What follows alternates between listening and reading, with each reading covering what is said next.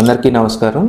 నా పేరు doctor Hemanth, Prashanthi hospital consultant laparoscopic and general surgeon. ఇవాళ మనం మాట్లాడుకునే టాపిక్ ఓపెన్ సర్జరీస్కి లాప్రోస్కోపిక్ సర్జరీస్కి ఉన్న తేడాలు ఏంటి, ఒకటి అడ్వాంటేజెస్ మరియు డిసడ్వాంటేజెస్ ఏంటి ఇవాళ చూద్దాం. ఓపెన్ ఆపరేషన్ అంటే కుట్ల ఆపరేషన్. కుట్ల ఆపరేషన్ అనేది సహజంగా పొట్టకు సంబంధించినంత వరకు వేరే ఏదైనా ఎమర్జెన్సీస్ కానీ పెద్ద ఆపరేషన్స్, పెద్ద కంతులు అట్లాంటి వాటికి చేయాల్సిన పరిస్థితుల్లో తప్పనిసరిగా అవసరం అవుతుంది. లాప్రోస్కోపిక్ సర్జరీస్ అంటే చిన్న హోల్స్ ద్వారా పొట్ట లోపల ఎటువంటి ఆర్గాన్ కైనా ఆపరేషన్ చేయగలిగే టెక్నాలజీ ఇప్పుడు అందరికీ అందుబాటులో ఉంది. లాప్రోస్కోపీ వల్ల అడ్వాంటేజెస్ వచ్చేసి పేషెంట్ ని తొందరగా మొబిలైజ్ చేయడము, పేషెంట్ తొందరగా రికవరీ అవడము అండ్ ఇన్ఫెక్షన్స్ బారిన పడకుండా ఇంటికి వాళ్ళు వెళ్ళిన తర్వాత తొందరగా వాళ్ళు పనులు వాళ్ళు చేసుకోగలిగే ఉపయోగం లాప్రోస్కోపీలో ఉంది. అదే కుట్ల ఆపరేషన్ అయితే కుట్లు వల్ల నొప్పులు పడటము, లేదంటే కుట్లు ఆపరేషన్ వల్ల వాటికి ఇన్ఫెక్షన్ వచ్చి చీము పట్టడము, ఇట్లాంటివన్నీ మనం లాప్రోస్కోపీ సర్జరీలో అవాయిడ్ చేయొచ్చు.